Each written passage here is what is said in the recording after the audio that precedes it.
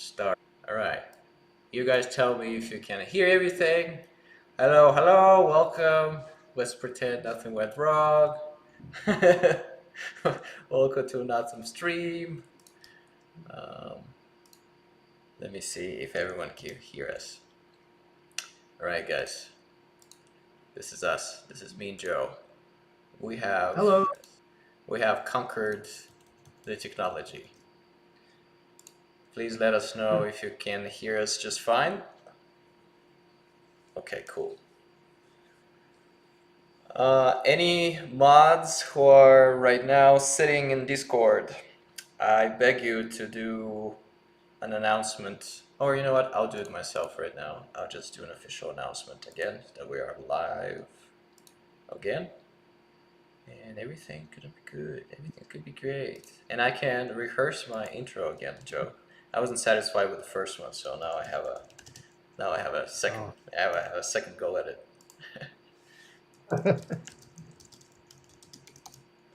All right. Can you hear us, guys? Is everything good? Is everything fine and dandy? Is Joe's voice good? Joe, say something beautiful. Hi, I'm Joe Spadaford. How is everybody? Okay. Awesome. Awesome. Okay, cool. Um, can you show your face so I can? Okay, cool. All right, everybody. So today is lecture number 6. I'm gonna introduce you to an awesome person, Joe Spadaford. As I said a little bit before, Joe is a super special person to me because he was the only guy who believed in me and gave me the first chance in the industry when I lived in a trailer in cold Wyoming, and I quit my day job to pursue color scripting full time. I went on a call with Joe and I basically said, yeah, I'm super qualified and I'm super awesome and you should totally hire me. And Joe gullibly believed me and gave me a chance. So Joe is an art director full time. He has God knows how many years of experience in the industry. Today is a very special day because you get to talk to a person who's going to be your boss one day, maybe. Maybe it's not going to be exactly Joe, but Joe is an art director, and art directors do hire their artists. So today you get an opportunity at the end of the stream to throw a bunch of questions at Joe, and he's going to try to answer them all. So, anyways, Right. without any further ado, a mega person, super cool, awesome dude, Joe Spadaford. Let's go. Thanks again, Misha. Yeah, just for the people who didn't chime in for the first time, I did not know at first that it was Misha's first time on a project, and he did really, really great. And I'll actually show you some of his earlier work later on in the session. But yeah, as I was telling Misha earlier, for me, it's getting people their first start is kind of uh, something that I draw on from my own experience. A lot of this speech that I'm going to show you, at least the first half of it, is going to show you how I kind of got to where I am right now. Um, for what it's worth, just basically showing what it was like all the way from high school to now, and we're talking mid '90s to now. And yeah, because I think the most important thing for me, and when I remembered when I was younger, when I was in college, and especially in high school too, going to like comic cons and whatever, the important thing was like I always saw, I didn't see that gap, I didn't see that bridge from being, nobody knows you to hey, you're in and you're doing stuff, let alone art directing. Art directing was never something that I even thought that I would do. Didn't even know if I wanted to do it, to be quite frank with you, because I really do like the action of actually just drawing. I like to just draw and paint, and that's, and to this day I struggle with that, because when you're art directing, you're basically a team leader. You're management. You're answering questions. You're helping people. You're encouraging. It's like you're a teacher in a way. And what I want to do in the second half of this speech is kind of demystify a little bit about what an art director is. I am just one art director. There's going to be many art directors, and they're all going to have different ways of working.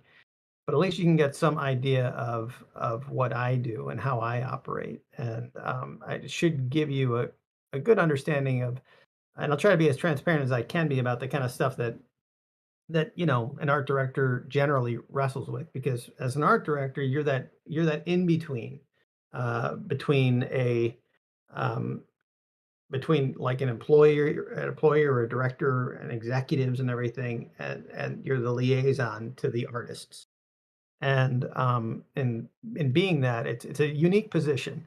You get to see everybody's quirks. You get to you have to learn how to filter information so that if it comes in and it's a little too aggressive on either end, that you soften it and you make an easy level of communication for everybody. And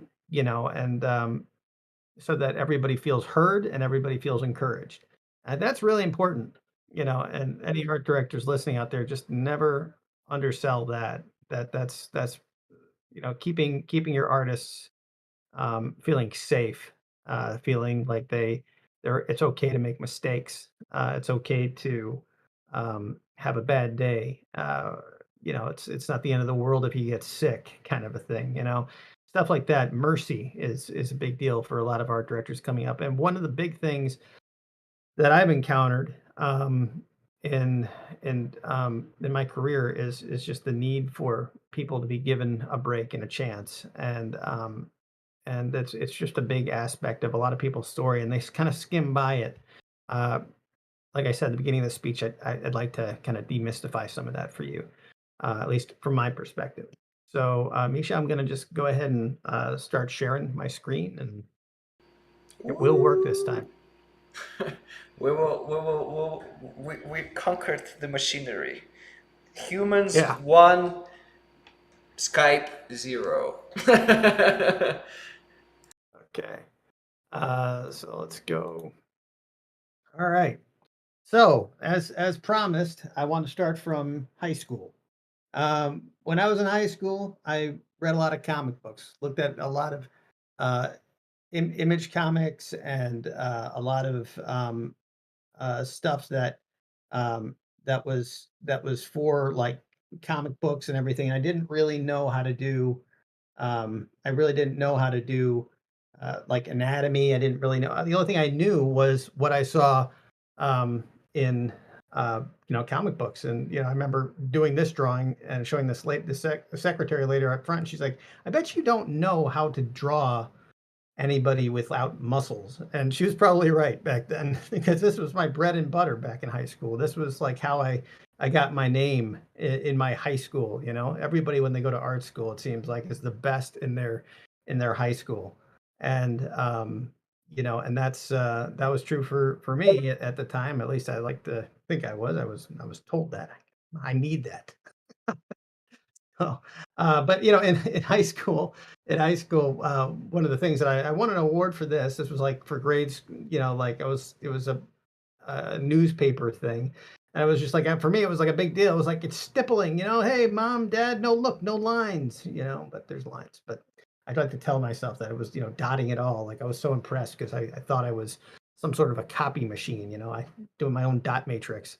But then the thing that I did on the side was I was really at that time trying to like hope to go to comic conventions and try to convince people, hey, I can be like Todd McFarlane, I can do it, and so I drew several of these like preparatory comics and tried to like showcase to the world, hey, look, I can do it. Well, I didn't get a job right out of high school or anything like that, so I went to college. And when you go to college, they start you off doing like kind of remedial stuff again, like high school looking stuff. And um, I got to try out painting for the first time. I didn't know anything about how to invent lighting at that time. It was just, hey, look at the slide and paint the slide. As you can see here, everybody's a pumpkin. It's just artificial, you know, fluorescent lighting. Like I'd go outside and do photo shoots with friends. I'd tell a friend I bought like a plastic knight or knife or sword or something. I give it to a friend in front of a castle at night. And I'm like, oh, you're gonna be a knight in front of this castle. this was like late '90s epic for me, you know, and and did a ton of figure drawing. I when I would figure draw, I would go in there and for like 20 hours a week, no joke. I would go in there and figure draw, and I went from being very stiff to pretty fluid by the end of the couple years. I'm still, honestly, even after all that drawing, I still struggle with drawing the figure, um, and inventing the figure and doing poses and whatnot. And I'm not exactly sure what to. I just gotta keep practicing, I suppose. Um, but um, but this is from like the late '90s or something like that.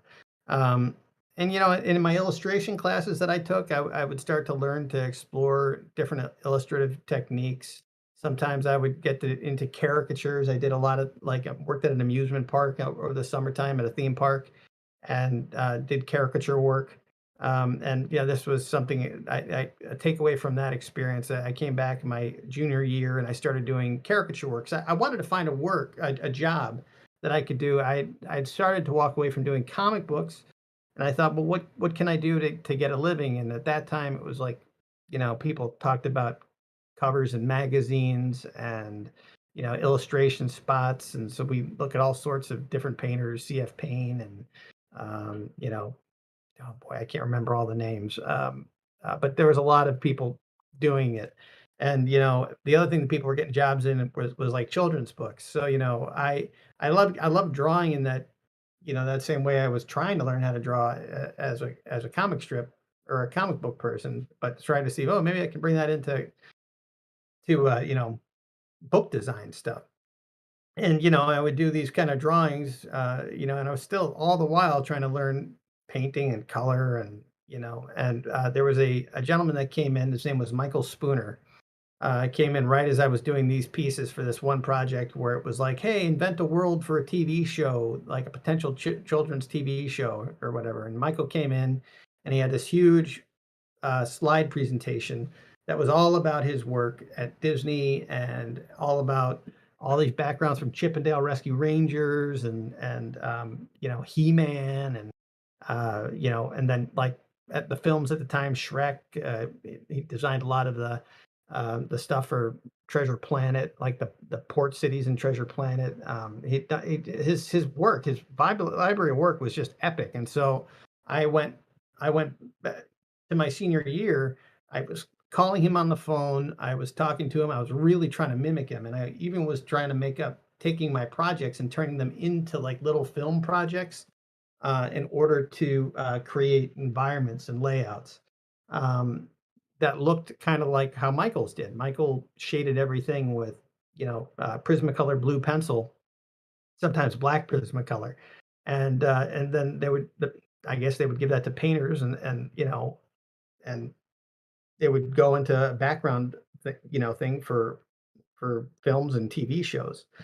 And, yeah, and so I wanted to do work that was like that, and so I tried to impress him by throwing a lot of stuff and a lot of images, trying to make it look as big as possible, like I can, handle compositions and value and whatnot, and wanted to show him I could do, like, camera moves, but even then, I didn't really know how to do camera moves. I just knew the shape of a TV, and I saw some Disney books that, where it looked like pans like this, so these weren't really actually measured out for real production, but I imagined my buddy Billy at the time in college, he was doing a bunch of character design stuff, and I would do backgrounds, and we'd kind of work together and make these little mini productions where we were both having the opportunity to play to our own strengths. In this case, we did Midsummer Night's Dream, and we were looking at scenes from old movies of it, and then it gave me the opportunity to go in the library and to at that time the internet was not all that robust and wasn't all that fast in terms of downloading pictures. So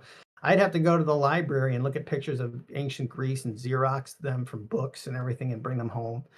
And, and then try to light them to look like cinematic, like I saw Michael do. And all this culminated to my end of my senior year. Michael had an opportunity out. He was working for a company called Big Idea, doing a show called Veggie Tales. And and I didn't know anything about the show at the time, but I really wanted a job. And And Michael had an opportunity, it looked like. And then when we went out there, they had a hiring freeze as me and my buddy Billy went out there. So we graduated. I had this portfolio that was geared just for that job. And I went out there and boom, no job. And so it was off to the cold, scary world of freelance. And what do I even do? I've been spending the last couple of years of my life trying to prep to get this job in this animated field. And it was a very scary time. As I was mentioning to Misha earlier, it was kind of like my purgatory. It was like I knew I wanted to be this in this field, and at that time, after I saw what Big Idea was like when I first went there, it was a really bustling company, a lot of people, a lot of energy, a lot of people enjoying what they did, and I really just I had a taste of it, and I wanted it. But every day I had to keep myself busy. It was for about a year and a half that I was doing it, and every day I said to myself, "All right, just do an illustration a day." And my dad is a banker, so he was saying do business illustrations, and try to put together a business illustration portfolio. And I put about like 40 pages together to try to do something that was a totally different thing that I wanted to do. But hey, if I could just draw for a living, it'd be great. If even if I don't get hired into animation, as long as I can draw, because I was looking at the web design, I was looking at then the dot coms crashed, and all of a sudden there was no web design jobs. And it was a real tough time to be starting out. It's always a tough time to start out, though. But it always everybody's got their own story about how their time was particularly tough. But all the while, I would call Michael up on the phone and email him a JPEG of a room or something like this, and I'd have him redline it and send me revisions back. Michael took this one. I've lost the original drawing that I sent to him, but I remember when he sent it back to me. And he was acting as an art director at this company. And when he sent it back to me, it was covered in red. There was not one aspect of this drawing that was good enough for him. And as I've encountered a lot of times in my freelance experience, or in my art directing experience, sometimes when you give somebody a ton of notes, they'll just come back to you and they'll just give you an entirely new drawing and ignore your notes and be like, obviously that was a failure. Here's a new drawing. Well, that's not what I did with Michael. And that's not a good idea to do with any art director, because if an art director gives you all those notes, they're taking the time to note something, and to actually give you their thoughts and feelings on it. Revise that drawing and showcase, like I showcased to Michael, that I would hear his voice, I would pay attention to it, and I would do his revisions. And there was no pay, no anything. It was just me trying to show a guy that I valued his opinion, and then I was going to do his revisions. And I sent it back to him. He was about to go into a meeting, and he looked at it. I had to fax it to him, and he looked at it, and he said, like, "Oh yeah, yeah, it's a lot better." And years later, he would tell me about how this experience really helped me out, because on a kind of a wing and a prayer type of a thing, I decided to go out to Illinois. There was no job opening, no anything. I felt like an urge to go, like a calling to go out, and it was really almost like a supernatural thing. And I went out there, I looked at the studio, saw the drawings and stuff that they were working on. This was one by a guy named Daniel Lopez, for a show called 321 Penguin. And I just fell in love with it. And after a number of stops and starts, when I went out there, I would constantly drive up to the office, and there would always be something. It was like an hour and a half drive from where I was staying, rent free, to drive up to Northern Illinois to have this interview, and it would always get canceled on me. So I'd have to drive an hour and a half to 2 hours back home, and I wouldn't ever let the guys at the studio know that I was doing that. I didn't want to look pathetic. And but eventually, when my money was running out, the last time I went up, Michael saw me and looked at my portfolio, and it was the strangest thing. The guys at the studio, they had forgotten that I even came in and showed them my work a year and a half prior. Um, and they said, "Well, can you do more background drawings like this?" Because I had a few of my Midsummer Night's Dream images in there. And I said, "Well, yeah, of course." And they said, "Well, bring some more back." And instead of grumbling and saying like, "Well, I've already shown you my portfolio," I said, "Yes, sir." And I went back home, and I created a whole new series of images. And I tried to remember this image here. And remembering the style of the show they were working in. So I thought, okay, well, I'll do a story that I know, Robin Hood. All right, so let's do Nottingham, the sheriff of Nottingham, in this cartoony style, and show them I can come up with different variations. Show them like I can handle a rough, and then I can go to a clean, and then I can go to a tonal, and I can show like thumbnails and everything like that. And hey, while I'm at it, I can try to draw some characters. Now, I tried showing these characters in my job interview, and these were the one thing that they just really hated. They just I had some Disney animators were working with me, and they were, it became very apparent to them that I was not animator material. I shouldn't be drawing animated characters. So be careful about what you put in your portfolio. Sometimes you'll put stuff in there that you think you'll impress people with, but if it's not your strength, just only put your strength stuff in there. Even though to this day I look at these, I'm like, not that bad. If some kid showed me this, I wouldn't be like, get out of here.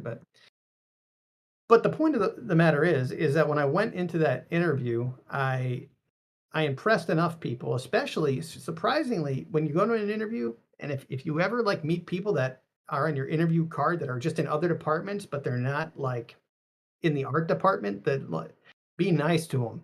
Because in my job interview, I spoke to a guy who was in the modeling department and another guy from the layout department, and they were sitting together, and at that time I just had a tough first couple of interviews, and then and for them I felt like a breather kind of thing because they were sitting there like, well, we don't know why we're here, and I'm like, well, I don't know why I'm here either, guys, but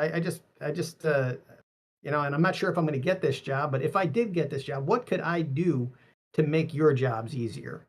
And for some reason, like this one, the modeling head guy just got this big smile on his face. He felt appreciated, and we had a nice conversation. And apparently, after that, he went up to the executive producer, and they had been looking at many people who were very skilled in the industry at this point. They went up to the executive producer, and he says, I don't know who that kid is down there, but you should hire him. You need to hire him. You need people like that. And they were shocked because this guy normally didn't say complimentary things about people. He was just kind of stoic. And they saw that as a big good sign, and so they decided to bring me on. And I started my job in the animation industry as a prop artist. Started off doing little things every day. I was doing these things just like this, just props for the backgrounds of Veggie Tales. This was supposed to be a turtle that looked like a star that was used in a Christmas special. Um, it was a throwaway thing to a lot of people, but when I had this, it was like I tried to make sure that this was the most special turtle that I could possibly create. People were going to be looking at it. The world was going to look at it. I built it up in my head. Oh, it's so important. When I got a background for the first time, this was my very first background that I got. I still look at it and it looks wonky. I mean, wonky not in a great way, like the perspective's a little off, and in like the lamp and everything like that. But anyway, but this was high stress for me. This was like we were drawing on top of tracing paper, and I had to get like put pads below my hands because when I was drawing, I was so nervous that I would be sweating just profusely, and my drawings would always roll up on me when I was finished because it was just all the sweat and all the nervousness would come out, and it was like it was a real fight to have a finished looking image. But I was doing well enough my first year, and they started to do development on a new film that never actually saw the light of day, but we all thought it would. It was called the Bob and Larry movie, and and I started by doing roughs and visual development for it. It was kind of a challenge because Bob and Larry movie, for the most part, the director had said that he wanted it to be boring in the environments. He wanted the environments to be very neutral, like it wasn't like a wonky, goofy world. And so it was hard. It was like, you spend all this time trying to get good at wonky things, and then all of a sudden your director says, "No, I want for thematic reasons, I want to play it way down." And it was actually very challenging for me, and I struggled a lot to just keep the drawings looking interesting. And as you can see here, the anxieties that I would go through every day of coming in and trying to draw for this thing were just so intense for me. I mean, you can see some of these pieces of paper here look wrinkled and stuff, and I was really nervous. I would section myself off in the corner. I'd put like reference boards around me so I couldn't see anybody around me. just so I could focus because I like talking with people. I enjoy talking with people, and people like talking to me. And they would always come to my desk and just kind of break my ability to focus. And so I put these boards up around me, and people then were making fun of the fact that I had boards up around me. It was this whole thing. But I was really trying to get better. And in my head, I was constantly afraid that I was going to lose my job. I was constantly afraid that this thing that I had worked so hard to get would be taken from me. And I didn't catch a break with, you know, feeling like I was doing very well until I hit this piece. And this was the very first piece I ever used Photoshop on. And I remember like doing Photoshop for the first time for a tonal. And like I said, the tonals were all at that time were always done by pencil, and this was kind of viewed as kind of cheating in a way by some people. And I remember I was doing this, and somebody was just like, "Why don't you just do it in pencil, Joe?" Like, and I was just like, "This is something I feel like I can do better." And sure enough, when I put this on the wall, and from a distance, the director looked at it and he said, "Yeah, make the location look like that photo up there." And Michael Spooner was just like, "Oh, that's not a photo. That's a painting." And clearly now I'm looking at it and I'm like, "Oh well, of course it's a drawing." But at that time, everybody's taste was used to seeing rough graphite, and so this seeing something with a little bit of airbrushy look was just like, "Ooh, pretty toy." So let me give you an idea of how the process would go with Michael, my art director. So he would ask me, I would read the script, and it was like kids room description of the kid. He's smart. He's into science. There's two beds in the room, one for Bob, one for Larry. They have to be little because one's a tomato, one's a cucumber, and yeah, and go. And there's a personality description of the kid. So this is my first drawing, really like quick. I don't even know how big it was, but imagine that I had to try to figure out what kids' toys props were. I didn't come in that day, know what they were. But this was like, let me get you something by 11. We just had our cup of coffee. And then go to Michael's office and he looks at it. He does a red line on top of it. And we come back to our second pass where I revise it some more till at the end of the day. And I show him this. He comes in the morning and he looks at it and revises it again. And this time he just says, "Oh, it's too busy. You got to simplify it." So we simplify it and we adjust some of the shapes so that they read a little bit better. And I show him this and he's like, "Yeah, now we lost some of the characters." So then we finally go to this. He gives me some last notes. We're at pass 4 here. And now I go to a cleanup and it's pass 5. And it's a charming little drawing. And eventually I was starting to catch my groove. I had the opportunity to go back into those early drawings and redraw them and tighten them up and put that same positive energy that I started gearing for myself. This one again, it was like I felt like I can do it now. I can do it. And every I looked at instead of being afraid at every job that I was given and having like knotted up kind of feelings of anxiety, I looked at it as like, oh, I'm going to make this cool, even though it's a boring town kind of thing. I'm going to try to make it cool, and I would just do all sorts of things. I would like when I would go to the airport for home for the holidays. I would take photos of what the airport looked like. This restaurant up in the corner is based on a restaurant I used to have hamburgers at. It was like I would take little things like that to try to bring it to life. But I wasn't comfortable. I did have this anxiety that like, oh, I'm kind of hacking it though because I'm doing Photoshop. So I went back and I redid another tonal with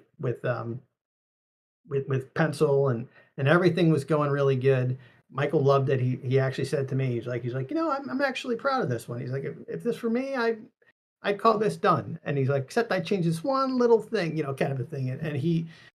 And so Michael and I were really bonding. We actually went to Syracuse to speak together. I was his proud protege as an art director from Syracuse, and I was really proud. And we both came home. We were on the airplane together. We're like, oh yeah, the sky's the limit. And then we came home, and it was boom. There was layoffs at Big Idea like the next day. And we had no idea that that was going to happen. And Michael certainly didn't seem to know. That was a very stressful experience. And Michael, my mentor, he actually was let go. And so was some of my best friends, my friend Phil, and there's a few other people that were let go. And it was really, really hard for me because all the people around me, they become my friends, but they were also my support systems. And I didn't know that I could make it on my own without them. And so so there was many times where I would talk to my buddy Phil and act and say like, "Look, I gotta quit. I gotta," because I would come in and I would see this empty studio that was so full of life, and it was a thing that made me want to go to work every day. And it was empty, and it was just me and a few other people that they decided to keep because I was a hard worker, because I was inexpensive, probably because because I was positive. I'm sure that helped. Um, keep me on board for some reasons. They brought me on, and or they kept me on, and I was super grateful for it. But it was hard, and I had to find a reason to stay. And the only thing I could think to do was just double down on my work. And I tried to make the artwork that I would do more storytelling driven. I tried to make it better in terms of the shapes that I was pushing. So this was just for Veggie Tales. This was for Minnesota Cuke. I even came up with the pitch for this that I never got credit for really, but I pitched the whole show. I from the early beats to the last moment to like little scenes within it. I just invented this whole thing and in a morning pitch, and I gave it to them, and they expanded a great deal on it. But this was a big deal for me because I felt like I'm part of this now.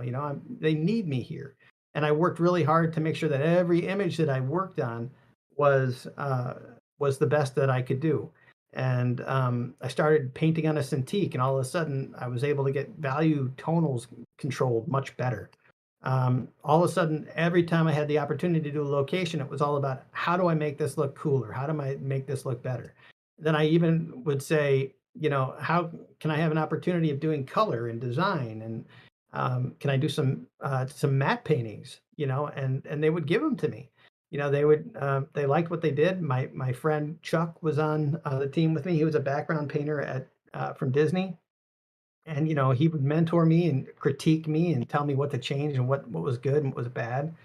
And these were backgrounds. It was neat to see my paintings in the actual film. I'd actually overcome. I had a big anxiety when I first started about whether or not my color was any good, and I was starting to feel like I was getting better. Um, I would learn 3D eventually on VeggieTales. We did a show called The Pirates Don't Do Anything, and my old boss Michael came in as a freelancer, and he designed the boats in rough form, and then I got that chance to go in and to draw them out or to model them out, and then do the final drawings as locations for it. And it was a lot of fun. It was really inspiring. I tried to make this show, even though sometimes I'd get a simple location like an alleyway that just had a door and a trash can on it. I tried to make it the coolest alleyway I could do. I mean, in order to create this simple image here, I mean, I spent a lot of time just going like, what do the alleyways look like? What's the most charming kind of overhead lamp I think I can create? And at the time, that was it. And I really put a lot of thought and energy into it. Um, and after that production came out, while it was in post, they needed the Chuck, the art director. He decided to leave to art direct the production to its finish, and they left me and in the background, and I needed to step up and become an art director on the VeggieTale episodes. And for a few episodes, I got to art direct. I got to color script. I got to do everything. It was like it was this big deal for me that I was finally getting a chance to step up. I was finally getting a chance to shine. And I got married. So my beautiful wife Amanda. We right after we got married, we found out like on our honeymoon, right after our honeymoon, so we found out, oh look, we're having a baby.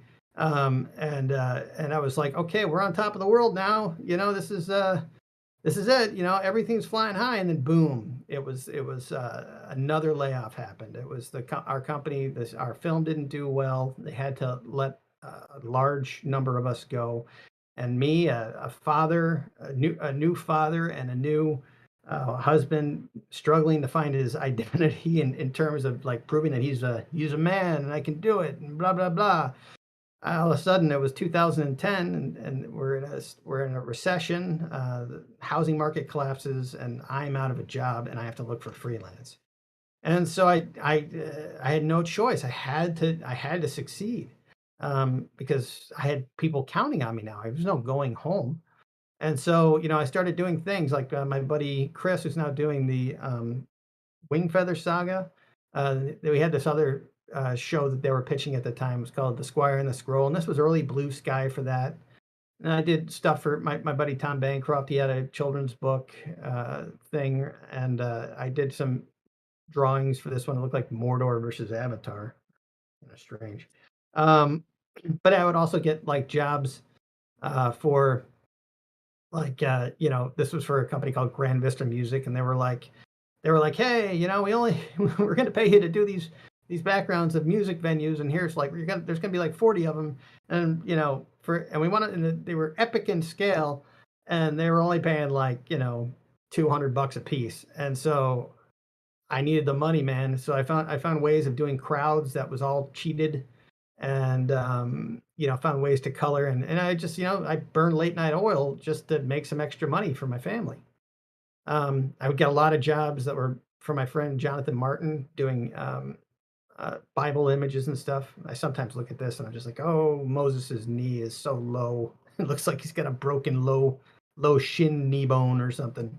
Um, I I look at I did stuff for some other Christian companies because I worked at Big Idea, and all of a sudden, Christian companies would trust me to work on their stuff, and I loved doing them.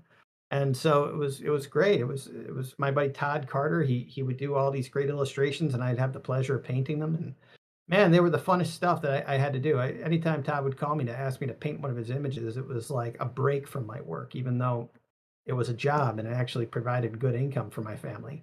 I go on to do a lot of work with Todd, product stuff, and it was just side stuff really, but it was a lot of fun. And even though it was like there were little side jobs and everything, I try to treat each one like an opportunity to grow. How do I paint a beach? How do I paint translucency in water? How do I play with bright color palettes? How do I do a side scroller game? Then Todd and I actually eventually decided to do our own app, which is still on the App Store. It's called Goosed Up Rhymes. And this was actually a big deal for us because I got to do a ton of voices. I got to do Todd got to do some voices. He got to animate because he was itching to do some animation. I got to do fun backgrounds, and this was the iPad had just come out, and this was like our first chance to do something. And hey, maybe we'll get rich. Well, we didn't get rich, but we broke even, and we did, and we made a great app, and I think we were listed as one of the best apps of that year. I think in like 2011 or something. But this, and as much as I wanted this to be my bread and butter, and this was going to be hopefully the thing that I would do for the rest of my life. This was going to be our new pizza shop. Just because it didn't really open up, I had to look for other venues, and Superbook came available. Superbook is another Christian property for CBN, and it's where I've worked for the past several years. And and it was cool because they were going back in time and trying to recreate the ancient world, all the different mythical cultures, not mythical, all the different cultures of those time periods. And I had the opportunity of really researching, really going in there and figuring things out, and trying to make things as historically accurate as possible, and trying to make it look big and vast. They liked big and vast things, so it was like the bigger and I could draw it, the better. But I only had a day to do a pencil drawing, and then a day to tone it. So you had to do what you could in the time frame. And I would try to get at least one or two pencil drawings out a day, and I say pencil drawings, but this is now I'm actually starting for the first time to draw on the computer, which was kind of a difficult transition. And some of my earlier work for this company was, I don't know, my line quality went down for a bit. Um, but I got to do more stuff like that, and these are just a few samples of it. Damascus, little towns. Part of it took place in the future, so there was this futuristic venue. Sometimes like there was a video game in one show, so it was like, oh, this video game world, and got to do everything from cars to interiors of poor houses, rich houses, throne rooms, canyons. Got to do the Ark, design it on all three levels. It was super epic. Jerusalem. What did that look like back then?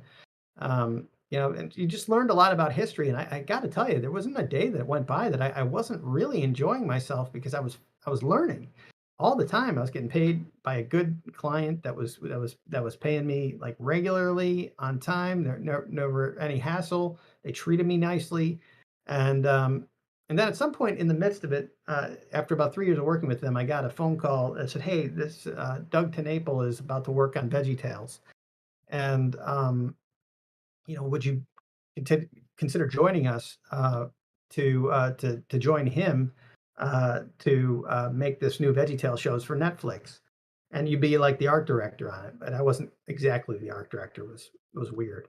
Um, anyway, the so I wanted to show Doug, who drew these wild, crazy, fun things, that I could draw wild and crazy. And I showed him this, and I probably spent a week on it or something. And he liked it, I guess, but it wasn't the thing that impressed him. The thing that impressed him were these little sketches that I had done that were very simple statement sketches that I had done for a promotional idea for my Goose Up Ryan app that we never actually used, but they were simple. And he looked at that, and I got the job just because I was able to do simple communication ideas. And that was more important to him. So when I go on the show, we're completely redesigning VeggieTales from the bottom up. And when you start a show, when you're making a show right from the beginning, it's stressful. It's stressful because there's nothing, and you need to make something. And there's 11 o'clock meetings, and everybody wants the best looking version of the thing, and and it's just a lot of pressure. It's TV. The deadlines are tight, and I was given assignments like, this is Bob and Larry's house. It looks like a little playhouse toy thing. Um, and go, and descriptions of the characters, and go. So for me, I'm trying to sketch out like really rough ideas, and I know most people can't see what's going on in here exactly, but I do. It would only take me a day to clean one of these up, but it's really hard to communicate that to a group of bored people. The two people I was working on this project with were two people that have become very, very popular, Ellie and Ali Ceballos. And they were great of coming up with a very simple statement, and I could then take that and then bring all the detail into it. Sometimes to my chagrin, because it was so much work, and as I'll show you in a second, to bring something detailed into this. So I would start off with like a rough sketch like this just to get an idea, and then I do a cleanup. So Ellie and Ali's drawings, this was like one of their visual things, and it was a very simple statement. It said everything it needed to say. The style was all there, and then from that I could go into it and build out rough previs sets based on it, and actually do some drawings that were based on it. Um, and again, simple statement, very quick breakdown of space and everything, and then I'd go into it and design it. And all the locations were kind of like this. It was like a little city in a big person's world. But when you're working on TV, you have to do all these things called call outs. And call outs, be careful how complicated you make a set, because this can turn into a nightmare. Every one of these sets had to be drawn from, front, side, top, north, south, east, west directions, top view. And every single thing in this store needed to be turned into a drawing. And every one of these drawings had to be drawn from 4 angles, and then colored, then textured. And it was a nightmare. Like for when I was working on this show, it was like I was working, for like, months on locations, working nonstop. Every week I have a 48-hour workday at some point. And then sometimes you would turn it in, and they, somebody would say, "Oh, you're 5 minutes late." And that was those were special moments for me. And as you would go, though, you would generate these worlds, and the world was coming alive. It was being built up. But and I was really, really proud of it. I was really proud of the team I was working with. But my God, all the work hours and everything they were just killing me. It felt like coming in, and it felt like I was doing construction, just because I was just so exhausted all the time. I went from starting in the industry to looking like this little young bloke to having worked at DreamWorks looking like this, and I felt like that.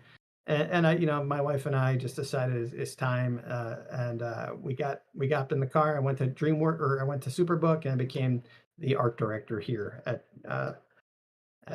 Superbook. And so, what is an art director? What's the life of an art director like? A lot of times, I get artwork from somebody like this. This was a guy named Robert Hughes. He came in, he did some drawings for me for a background on a location. And he gave me his first initial pass. And I'd given a bunch of historical information on it, and basically I would look at it, and I would treat his drawing like it was my drawing, and say, okay, if this was my drawing, how would I improve it? And so I'd talk about like grouping shapes, creating patterns in the ground. How do I take this hill and actually make it more detailed and look like the terrain? And how do I indicate ground terrain, and how do I do it in a tonal format and everything? And then his final drawing that he turned in looked something like this. Now, it looked a lot cleaner when I had value on it, but it was a lot more organized and impressive. So the process, and I'll go into this more in depth, of dealing with artwork as it comes in is basically accepting what you get in and seeing how you can work with it to make it look like something that you would turn in as an art director, something that you would feel confident that this is an extension of me to the directors, and showing like this is the style of the show, and we're moving this forward, and we're getting everybody inspired about the show. Um, when we actually go a little bit further into the show, this is kind of actually how I would deal with other departments. So, say I start off and I give a rough sketch like this to a location artist. The location artist in this case was a guy named Joe Pearson. Joe took it and he drew multiple views over the course of a month of this town. This was the city of Capernaum. And I had a bunch of historical reference. I gave him a picture of what I thought the docks would look like and everything, and we were off and running. And so, I had a good tonal to work from, and so we give it to the modeling team. And so what happens first is you go to the modeling team. The modeling team sends you back this first pass, and you look at the sketch and you look at the pass, and you go, "Wow, I'm missing so many things that I feel like I need." And so so you go in there and you note the crud out of it. All these like little things in there that are missing, and you're not inventing new stuff. Though I have to admit, sometimes you are inventing new stuff, because when you go from 2D to 3D, stuff that looks okay because of visual noise in 2D all of a sudden will look very empty in 3D. And so I would have to set dress within reason a little bit more to get the setting to look a little bit more populated. I wanted it to look like a bustling harbor. I wanted it to feel. I didn't want the edges of the rock to feel like flat boards. And so we got to pass two of it, and the past two, it was much more bustling. I had more props moving around. I had the boats were all corrected. I had some fishing nets in there. It was looking like a proper harbor. And so then I was ready to move on to texturing. So then we go to texturing, and they do their first pass at texturing. Texturing is one of those things that if you don't give it enough amount of uh, detail and painting into it, this is your opportunity to give a place a sense of real history. Um, then it can be an area where things can really quickly look fake, or like it's not it looks low budget, and this is your chance as an art director. You're constantly trying to pull it from your first pass to, and depending on your studio, some studios give you a really great first pass, but some studios will give you a first pass that you're like, I have to save this production, and that does happen. um, and in this case, it wasn't that bad, but in this case, I wanted to try to get this harbor to look old, like look wet, look gritty, look stains and everything. And so I spent a lot of my time actually going in and weathering the set and putting it in and just giving it in visual notes. Well, then I get my set back again, and I have all these nice stains. I have water lines. I have weathering on the houses look better. The background looks better. I've added more trees so it doesn't look so fake in the background. And then we go to lighting. And on next, I'll show you how I do lighting reviews. But in the lighting pass and the final look of the show, it's got this nice look. It looks like I say, a proper harbor for a show that was on our budget. It was, I thought, a very well executed looking harbor. And so, but it was a lot of struggle to get to this final image, to take all the different departments, and every department has their great strengths, but every department, as much as they add something, they also lose something. So you always have to, as an art director, you're always trying to do, whether it's with your artists or with the studio, you're always trying to get it to at least a level that feels even when it comes to final look. So for paint overs and stuff, sometimes like I'll get a paint over like this, and I'll flick back and forth here. So like this, like as you can see, when I flip back and forth in my paint over, versus say I had a color key that I was trying to work from, right? And the color key, the black level wasn't so high. Things were not as grim and dark and dreary, as that. There was a little bit more atmospherics in the hill, you know, things like this, bounce light, getting bounce light into the thing, because at that time there wasn't a lot of, not everybody was doing ray trace and everything was figured out for you. So you actually had to set lights up on some production. Some production houses don't do this, but others do. And I would have to show them, look, this is how the light bounces. And at the time I had to figure out, okay, how does light bounce? There are certain things you think and then there's certain things that you learn because the you experience what it looks like when it looks bad, and then you go, okay. So when I came into this job, I wasn't a great colorist, and then I got a lot better as this production went on, and it's been one of the joys of working on this production as the art director is to actually get a lot better at color. And this sometimes I would get a key like this, and I would just go over and paint on top of it. In this case, my director wanted a brighter sky and more top lit, and this guy more punched out. We wanted more of a spotlight on her, push these guys back, but it was getting too dark. The hill in the background, we wanted a little bit of light on it. In this case, these two images, it was just too dark. There wasn't a lot of beauty to the scene in terms of lighting, and so we added some God rays to spill into the area. Stuff like this is stuff you deal with. A lot of times I would get sets back and it was just like, it just looks like such a set, and so I would have to do paint overs, and I found ways of just like hiding edges by doing, cloud shadows, cloud cast shadows, raising the matte painting to make it look like it's a bigger, vaster area, and just trying to get the color more alive. So it goes from looking like this to this, so it looks more like, hey, look, I increased the production values, type of a thing. And that's kind of what they hired me for. Sometimes you get shots that look like this that came in, and yeah, I don't have the color key for this, but I remember going, oh, this is supposed to be the bad guy looking over Jerusalem, and he's going to destroy it, and it just like everything was so washed out and bland, and didn't look at all like the color key, and so we had to do a really detailed paint over and really pop out the temple behind it. I had some help from my friend Al Moore, who helped me push this even more in final production, because even my paint overs weren't good enough for it, if I recall correctly. But just this cool slice of light that brings you right to the thing that he is looking at. So you do your best to make your production look bigger than it is, or than people think it should be. Sometimes you get shots in that just look totally uh, wrong. Like the sun is behind the hill, but everything is brightly lit. And so, we had to do something to cheat it without, having to relight the whole set. And so this was my solution, was to darken the top of the hill, makes the hill look bigger and go back more in space. It was little things like this is the stuff that is a daily grind of an art director in production. When I'm working with artists, especially our colorists, eventually, I try to do try to take the storyboards and do tonals of them. So it's kind of like workbooking, where I can tell a storyboarder, and the director will basically be able to tell me and see everything in black and white, where he wants the lighting, how he wants the characters to play out. And so this was one thing that I did for every show. And I got to tell you, it was a nice break from doing all the noting, because it was very artistic. I got to really practice my value, try to get fast reads. And you realize, how much you need to work on it. You take for granted how hard that can be. Just black and white can be really hard.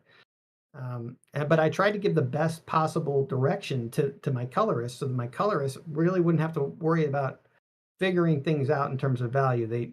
They just had to figure out the lighting, and which is hard enough.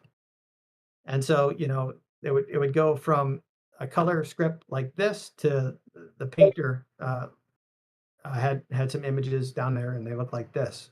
And this was right around, this painter actually had left our team. And I was kind of looking for somebody, and my friend Justin Conway, who was on our production, he had mentioned that Misha, who is this new young artist that was, really trying to break his way in, that he was looking to get in. And I was, okay, sure. He showed me a few samples. I really trusted Justin, and I looked at it, and I enjoyed my first conversation with Misha. He was this He was this goofy Russian guy. Everything was epic and everything was cool, and and it really brought my, anytime I'd have a bad day, or anytime it would be, a boring, or was discouraged with my notes and everything, I'd call Misha up, and it was just like, oh, this is a lot of fun. It brought a lot of life in, and so when I would work with Misha, this is one of the very first things that Misha ever worked on with me. I gave him these rough, and I'll show you some of these. I'll do some of these breakdowns, but I didn't even have time on this production to do full tonals. So what I would do is say the yellow part's the lit part, the blue part's the shadow part, and that actually worked pretty well. It was a good shorthand that I had. And Misha, I can zoom in on these after the presentation's done. We can actually talk about it. But Misha would then, he would have his first pass, and he would send me these. And then I kind of go over and be like, okay, Misha, we need to push it. We need to get a little bit more of this light bloom. Sometimes I'd give him better color references. Sometimes, and there was a struggle for both of us, because it was like, this wasn't an easy show. My director wanted some pretty complicated lighting in a lot of scenes. And back and forth, let's go cool, atmospheric filled in here, not so warm overall. And then, and really kind of punching up things being brighter. And I gotta say, Misha was a real champ, because, it was, I would give him all these notes, these very intensive notes. And, all I would hear was, okay, okay, because he was burning the midnight oil. He was really trying to get these things out. And he never complained. It was just like, okay, Joe, okay, I'm gonna do it. I'm gonna do it. Um, and he was always giving me something that he thought was the best he could do. And I, I loved working with him, and it was a great first experience working with him. And this is what I try to do is, like, sometimes I'll tell them, like, hey, here's lights and darks, and then, hey, in case my tonal isn't clear enough, I'll give you an arrow to show where the direction of the light, where the light's coming from, and that'll turn into, this color key over here, and eventually this color key over here. And I'll also provide them, like, with picture references of the kind of look that we're going for. This changed. I think this was one of our initial references, which is a terrible reference for a color key artist. Terrible, like, it was one of those ones where this show, I feel like there were other shows that we worked on together that I had better ref form on, but it was tricky. It's tricky, and every show is tricky, because um, every show is on its own time crunch. Every show is on its own. Um, it has its own unique problems, but it's also, you have a deadline, and as complicated as a show is, you still have only a month or so in your slated time to do environments, and then another month to do color and texture, and it's a month to do everything, because while you're doing texture on one show, lighting is being done on another show. So I'm handling 6 shows at one time sometimes, and just different stages of production. That was a very full, very packed day. So what do? I come home and I try to rest and relax by doing color studies, because I'd be at work, and I would constantly be painting over people's stuff, and I'd be like, ugh, I don't feel like I understand color. And so I would look at films and try to do paintings from films. And one of the things that, honestly, I didn't realize I really needed a lot of help with was local color. And so I was looking at just a lot of films and trying to learn how to handle local color. And that was what these studies were about. And I did a ton of these for like 3 months, I think. These were all like studies from films, a lot of Big Hero 6. I really loved the lighting on that, and that Australia film. Um, and but even though I was doing these, there's part of me that felt like, look, I know how to copy. You get to a place where you're like, I know how to copy this photo. I know how to copy this picture and mimic it, but I didn't really know how to take something like that and bring it into my day to day. I didn't know how to do that, because for me, it's one thing to copy something and mimic. It's another thing entirely to just be in the situation where you have to go, hey, I have to invent this time of day. You can have your reference and everything, but it's really hard to get the local colors right. And so, um, just pulling them out of your head. And so I actually bought like a volleyball, and I put it in my backyard, And just throughout the seasons, I would just go out to my kitchen table, look at the volleyball, this lonely volleyball in my backyard at different times of day or different lighting. I'd be like, oh, it looks good. And then I would come and I would grab my iPad and I would paint it again. And I was trying to learn using the white ball as like, okay, what happens to light, like from real life, what happens so I understand it. And I did learn a bit more from doing this than I did from doing my studies of stuff. And I also started to look at things like video games. And this some like this Assassin's Creed. I remember I would get Assassin's Creed just to play it and do screenshots from different moments so I could look and see how the sun changed as it went over the city and how it affected the lighting and got that cinematic look. I did tons of these. Like, what's the difference between sunset set and a sunrise? Like, and I figured it out in the game, and in life it's not much different. And that was for me like a huge education. And then I take tons of classes all the time. This was like a class. I have such a huge Gumroad library. This was like a John Parks lesson from his brainstorm school about simplifying the palettes down, from like taking from one image and then applying that into your own image. And for a while I was trying that. But the thing that really helped me the most was this tool that I made. I'm gonna eventually sell it on ArtStation. It's called the color compass that I worked on, where basically I created a palette of just a good variety of colors, and every like color that you want can be pulled off into like a smaller palette, so you can have like custom palettes for different times of day. And I did 100 of them. These are just the outdoor ones, but I did outdoor ones, indoor ones, and it's 100 palettes that you can do, where you can essentially use them and just basically paint whatever you want, and all your local colors are figured out for you. I use this guy, Murray Lancashire. He had this thing called the um, color constructor, and it was a tool that created these balls. And what I did is I took that and I just made my own palettes from them. And I was able to do this one Bible. I had to do 265 illustrations in 3 or 4 months or something like that. And if I had to just invent those palettes out of my head, you know, I don't think I could have done it. And because it was so much work, but the money was really good too, and I wanted it to look really nice. And so, I used these palettes, and I made this book. And of those 265 images, like there are at least 100 different times of day were in the entire book. And I put those together to put that thing together. And for me, it's a reference tool. So yeah, so I do side jobs when I can. Sometimes I get to do things that are more designy. This was for like a Blake Shelton video that somebody had given me, and called "Doing It." So, and then this was some stuff I had done that was a little bit, it's a little bit cheesier.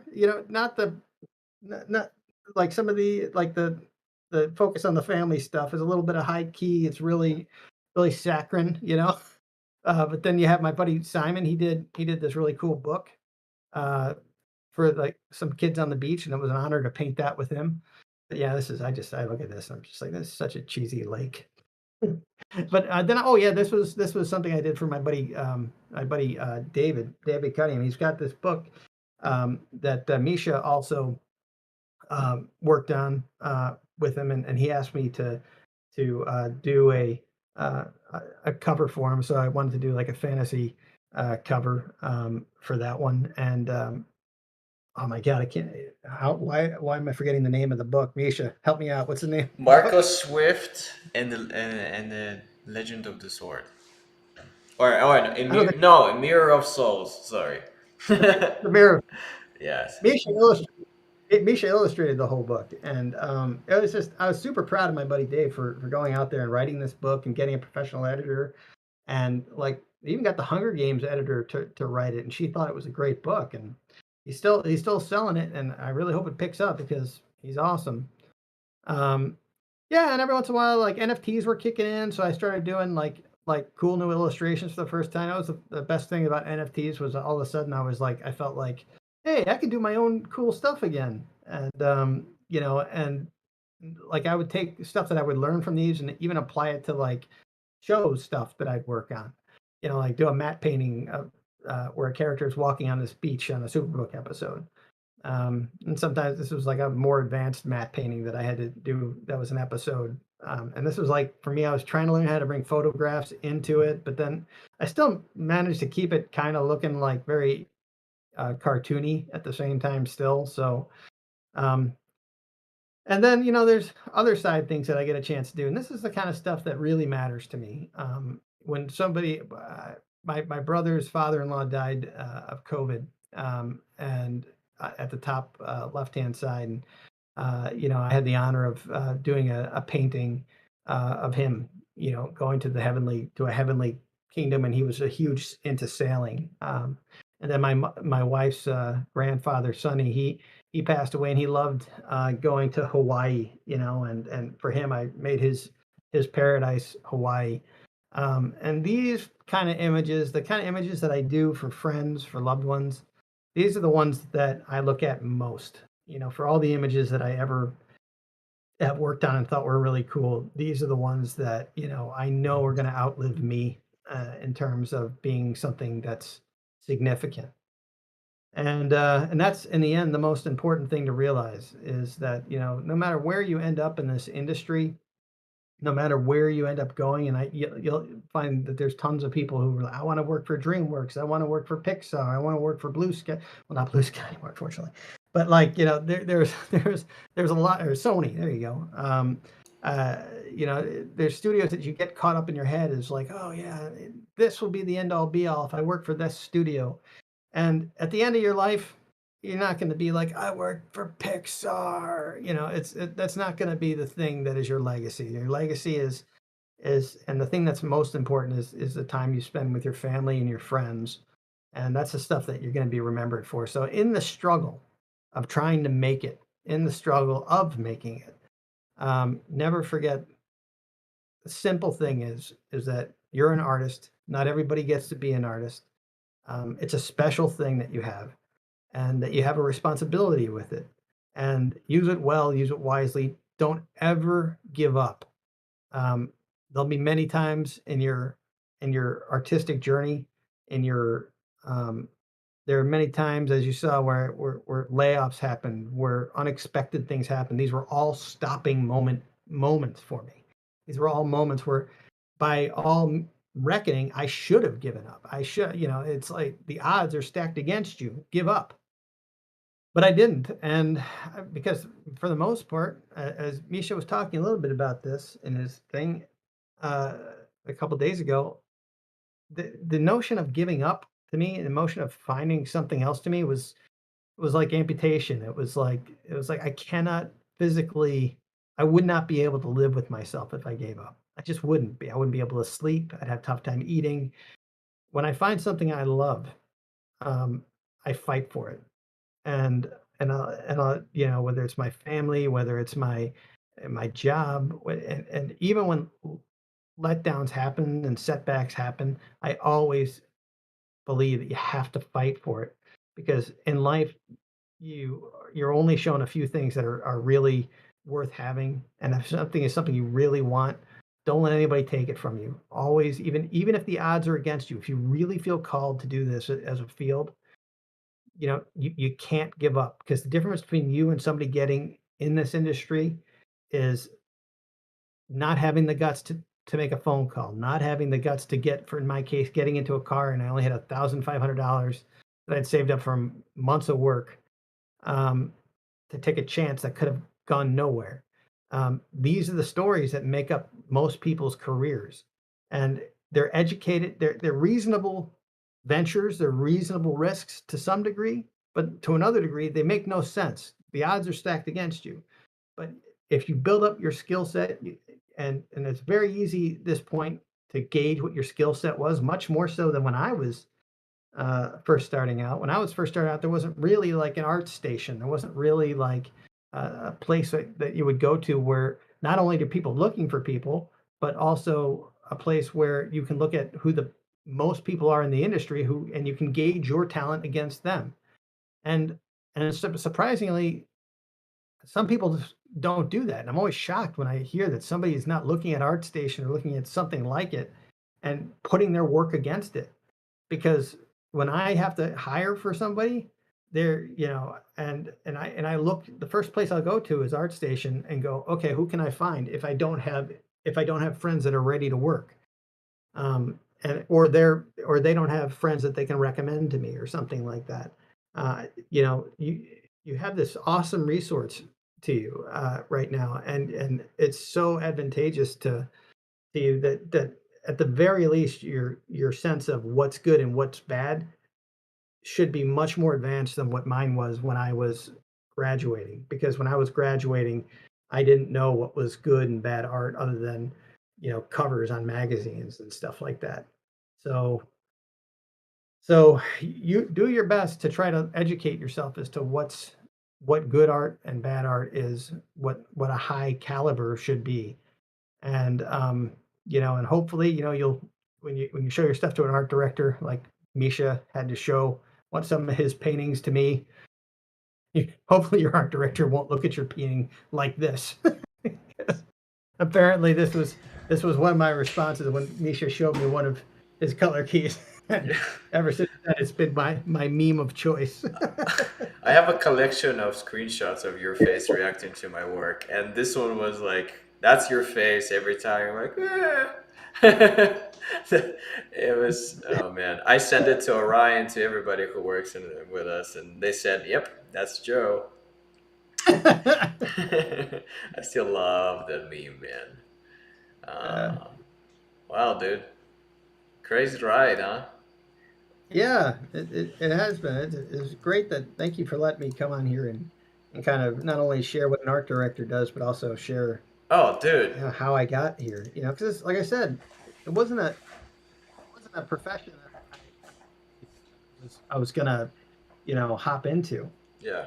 And even when I hopped into it, I didn't think that I didn't know if I'd be any good at it. And so it's always, when you give me the compliments you give me, or Orion does, or Justin Conway the other day said some really nice thing to me privately in the chat. Yeah. It was so rewarding to feel as though I've given back and people have um, felt like they've gotten something out of it. And for me, when you're not doing the art, you do look for something to give yourself some sense of, hey, I'm doing something. Yeah. I made a mark, and just seeing the guys like you guys like take off like you have, and me knowing that I played some little part in that, it was it's just a real honor. And just seeing all of you guys come into your own now, it's it's like watching your kids grow up and go to college or something in a way.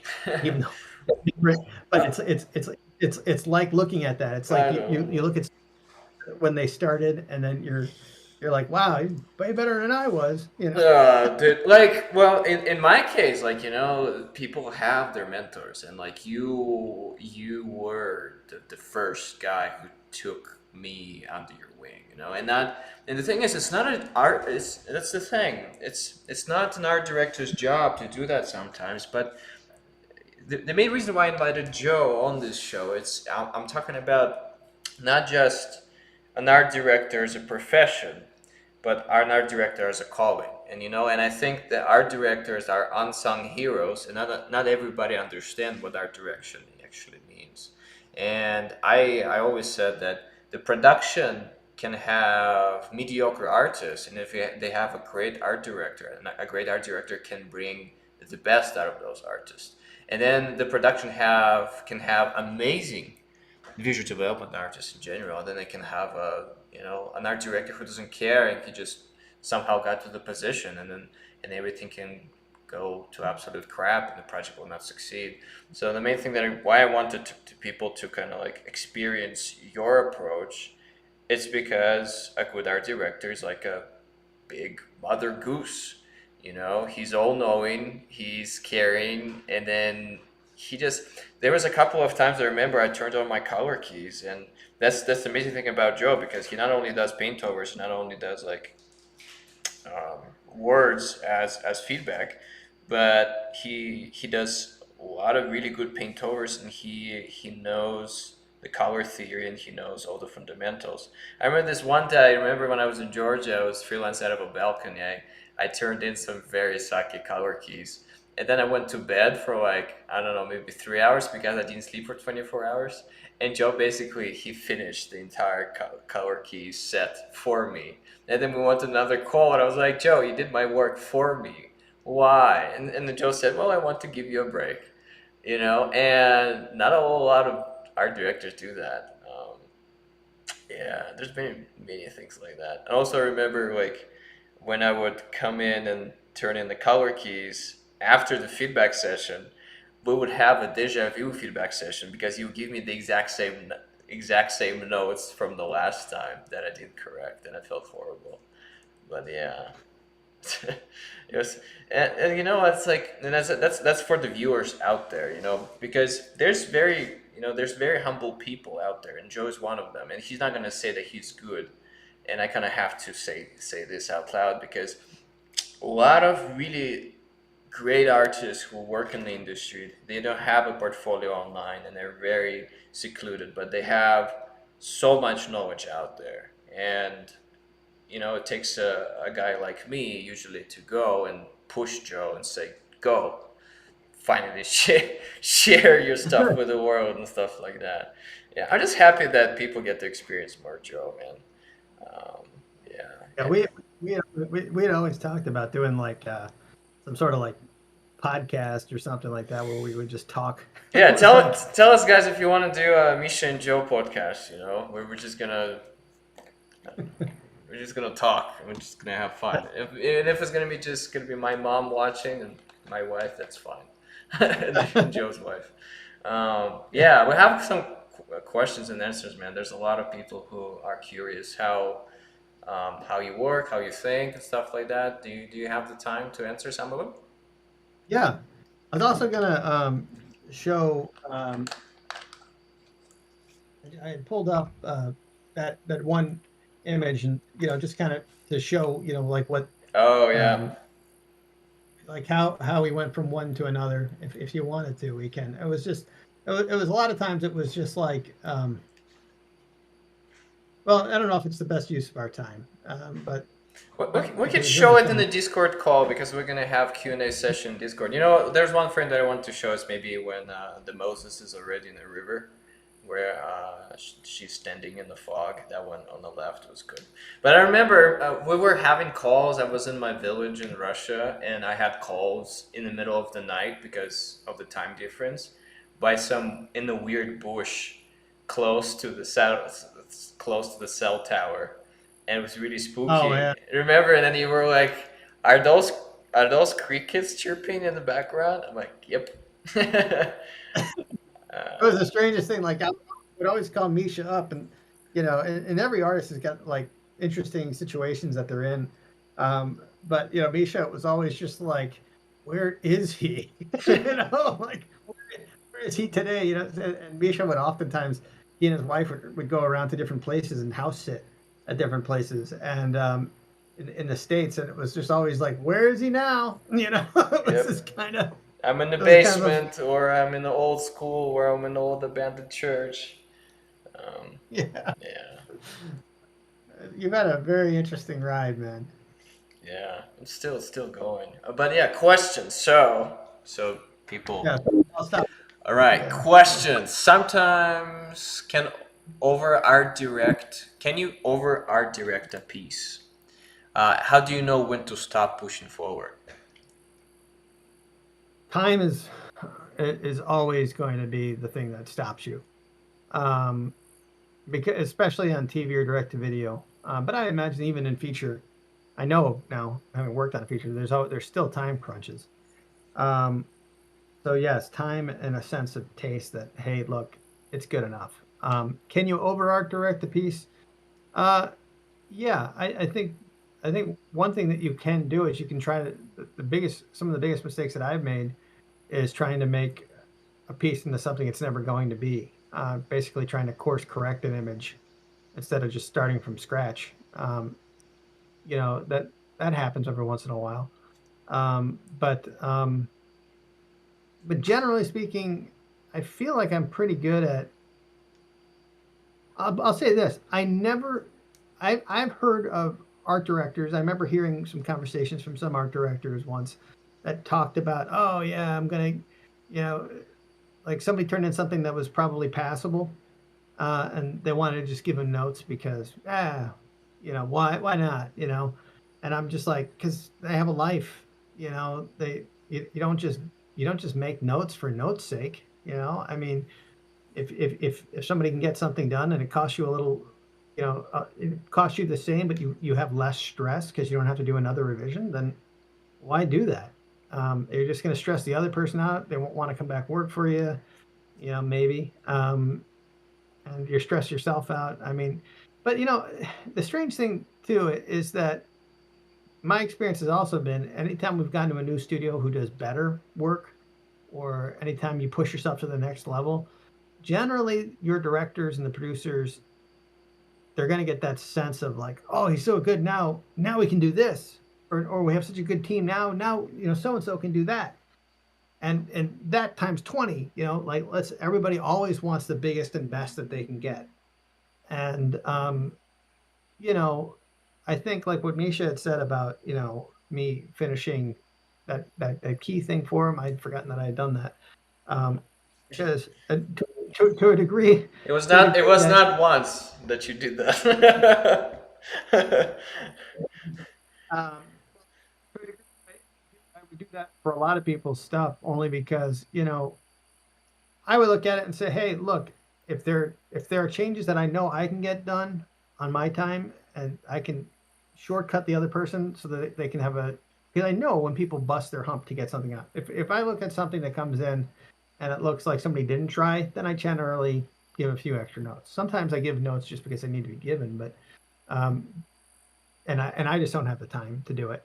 But I do like it if I can help somebody, and also I learn from it. But I'm always intimidated when I do paint overs on top of somebody who's like a great painter, and like I show it to them, and I'll always have this caveat. But I'm not the painter here. You're the painter. You do whatever you. And I'm always kind of shocked when I see stuff that comes back it's just slightly tweaked from what I did, and I'm just like, but maybe that's what it's just like. Well, see, they're not even going to try because you've done it. No, I think for me that's a collaborative thing. Yeah. It's not about being precious. Like this is mine. You don't touch this. This is mine. It's about um, well, working together as a team, and I think that's really valuable. I think that because when you work together with somebody on a project, you'll get stuff that you couldn't have done by yourself. You'll go to your next level, um, just because of the collaboration effort. Yeah, it's all about making another person's life easier, right? Down the Yeah, pipeline. that's a big thing. That is one thing I wanted to drive home to people. When this art is not art for you, this art is art for a lot of people. And when you're like say drawing backgrounds, you always have to consider because a lot of times people will like kind of like indicate things in the background, like oh it's a city and then it gets lost in fog, whatever. Well, there's some poor modeler who's got to get that. If you're not doing breakouts for every little thing in there, some poor modeler is going to get that, and he's going to go, it just turns into fog. What am I supposed to model? And you really have to know take that kind of stuff into occasion. Like if somebody is getting my art, and I draw something that's kind of confusing, it's got a lot of tangents in it, it's got a lot of things that just it tricks the eye into not knowing what the heck's going on, or if the line weight is all like hard to read or something. If it's not about it looking like just a pretty picture for having a pretty picture's sake, it's about I am communicating to the guy who's then going to get my thing with his own deadline, and he is going to be paranoid about hitting it, and he wants to only take what I give him and plus it.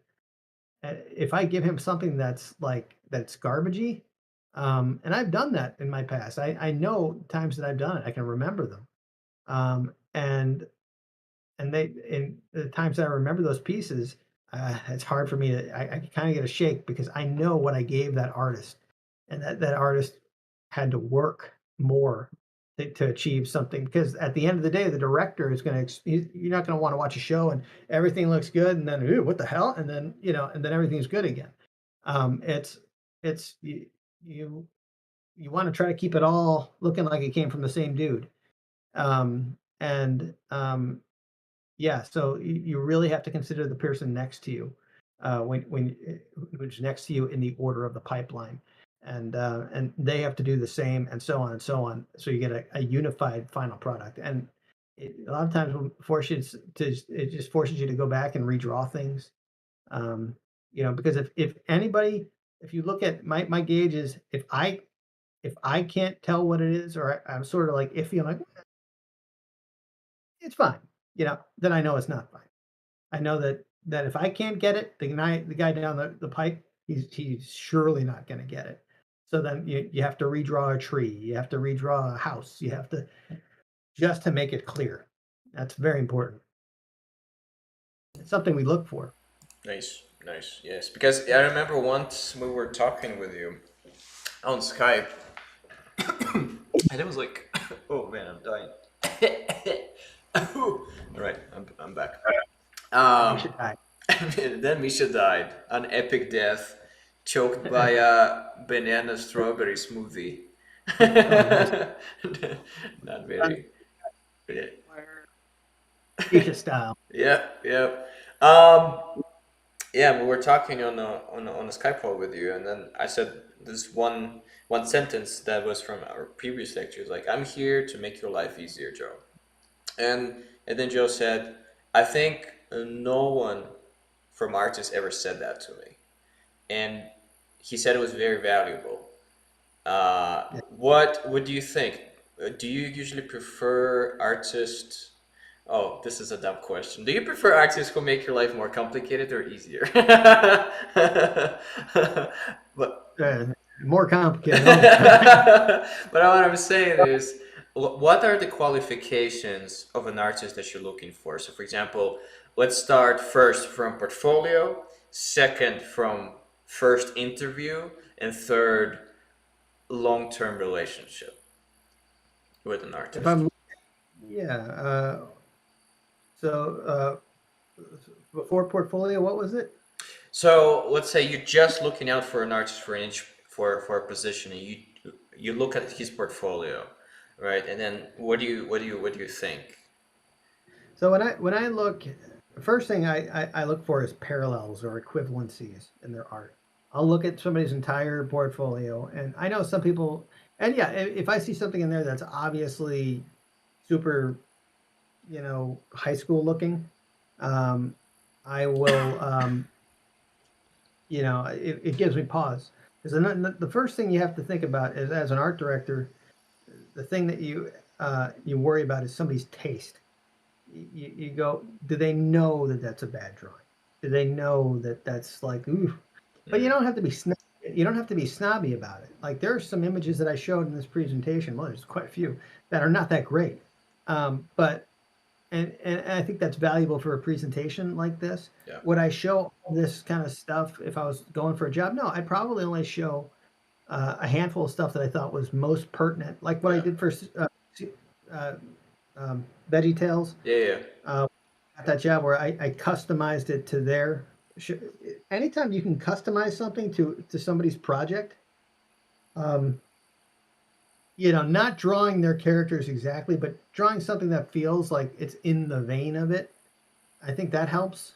I wouldn't draw exactly like one of their backgrounds or their characters because that's one of those things where then you're comparing it to in-house work, and you're never gonna do as well because I mean the in-house images they're polished by a number of people who Yeah, give no and the collective taste of the studio comes with it. yeah, Uh, uh, but I look for somebody who it looks like one has pretty good fundamentals. They understand light and dark pretty well. Their compositions are strong. Um, when I'm looking for good background people, I don't really care all that much about how good their figures are. When I'm looking for character people, I don't really care if they can draw backgrounds. I'm not looking for that. I'm looking for specific things that solve specific problems. When I'm looking at background guys, say, and I'm looking at them, I'm all of a sudden, uh, I like on this show that I'm on right now, I'm looking for background guys that um, do a specific type of architectural style, right? Like somebody who can draw something that looks like it was there, almost architectural, um, but still knows a thing or two about set dressing to make it look filmic. Um, but even the set dressing stuff, I feel like if somebody gives me an architectural like drawing like this, I can go into it and just give notes and get them to plus the cinematic quality of it. Because I feel like as long as you can solve the harder problem that I have, then I generally am impressed with the art and the artist, and want to bring them on because they're solving the big problems. Um, like on this production I'm on right now, I'm trying to use Adobe Medium a bit more. And if anybody in here knows how to use Adobe Medium, I would love to see samples in your Discord chat because I really would love to get two or three more guys um, to do environment work for me on this because I just need it. But like, but the but yeah, so that when I look at like this one guy, I brought him on to help me out with it. He doesn't have really any experience again in this industry in terms of environment work or whatever. But I see he knows how to use the tool well. I trust his artistic abilities. I looked at him and go, man, he's got it. Yeah, I feel like and he seems like somebody who would listen and and it's a chance. I'm taking I think a reasonable chance with him. Um, and if it doesn't work out, it doesn't work out. But I believe it will. And I got nothing to say other than my hunch that it will. And that does happen from time to time. I don't know how much it happens with other art directors, but my entire career here has been about looking for people who I see one image in their book and I go, I bet you they can do it. And like your brother, Yeah, Elijah. yeah. Elijah, I was about to say.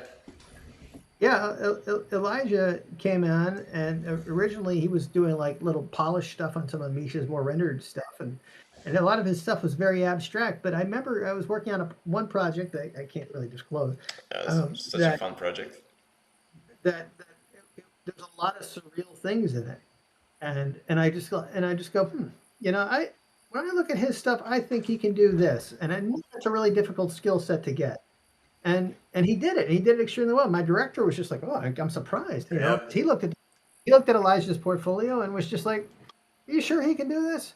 He can do it." And since then, Elijah's come on, and the guy's a monster. He's Yeah. doing great. Yeah. He's he, he's he does stuff that I just he just did some stuff for us just last week that I looked at and I was just like, "Oh, that's really good," you know. And but he just like you, he's grown into that artist position, and I just I sometimes have to give him some tougher reviews and tougher notes, but as you go on, you don't get those as much. Yeah. But see, I gotta tell you, Joe, why your hunch usually succeeds of an artist that you usually pick. It's because you raise those artists by Oh, doing feedback for them and having extra calls with them and gathering extra reference for them. So they have like it has to like you have to be stupid to not complete your job if your art director is Joe. I gotta tell you this, guys. Joe is, I would say, if there was an award for the best art director in my book, he's not gonna ever admit it, right?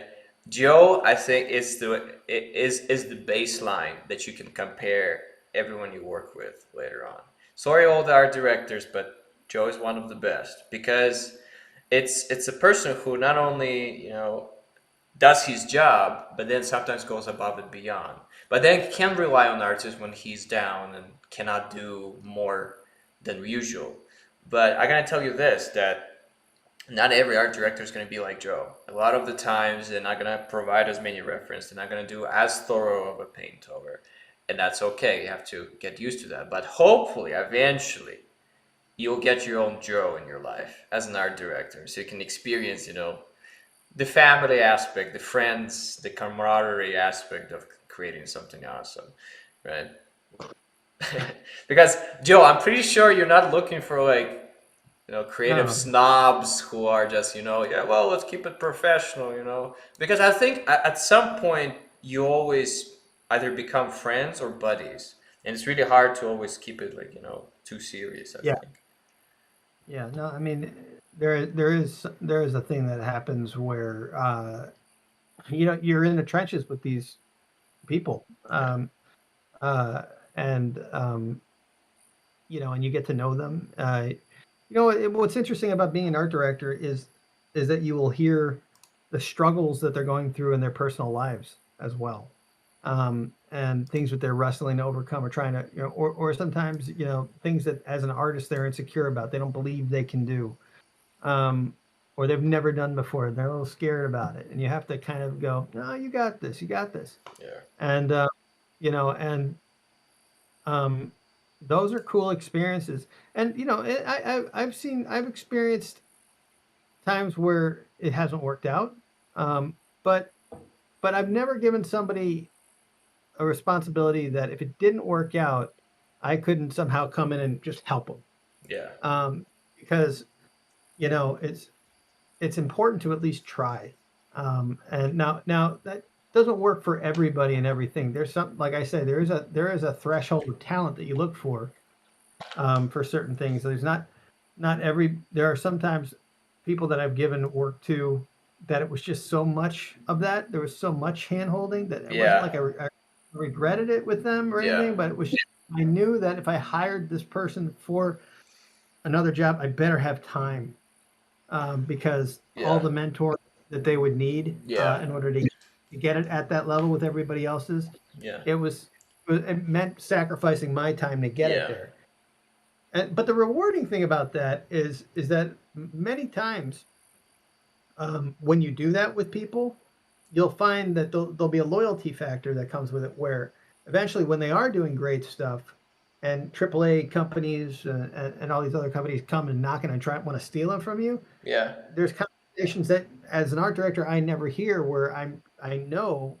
that artist has turned, and you're one of them, that has turned down other clients to Yeah. continue working with me on my little production, for instead of working on some big Netflix thing Yeah. or something.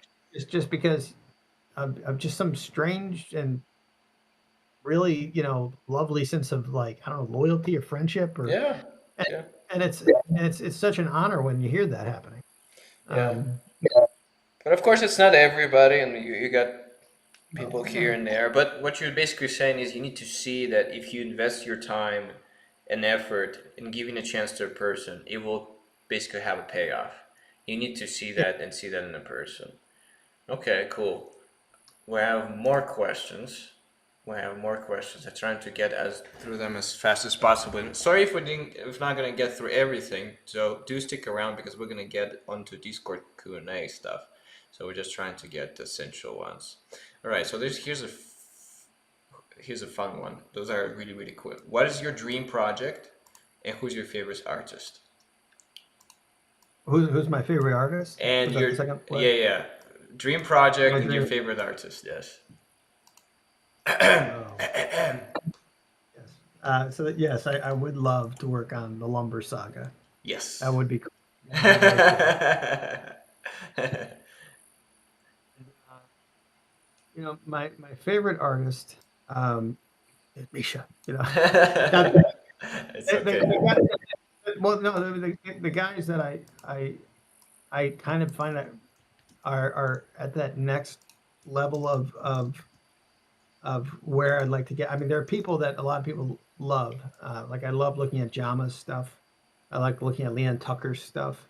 I like looking at Ryan Lang. uh, Ryan Lang. Yeah, I like his stuff. I like that. Craig Mullins is like a god. Um, Justin Sweet, like a god. But then, And then in layouts, I still look at my old boss Michael Spooner. I still look at the people that he's worked with, and I'm really inspired by the shapes that they've created, um, and the environments, and just the sheer imagination that they have. Um, so if you ever want to check out Michael Spooner's sites like Spoonerville, I believe it's called, like Spoonerville.com or something like that. Just look up Michael Spooner. That's what inspired me initially. Um, I love Gustave Doré. I love his stuff. There's a watercolorist that I love from the T crud. Oh, he did biblical illustrations that were all like little watercolors. So I gotta get his name out there. Hold on, I just um,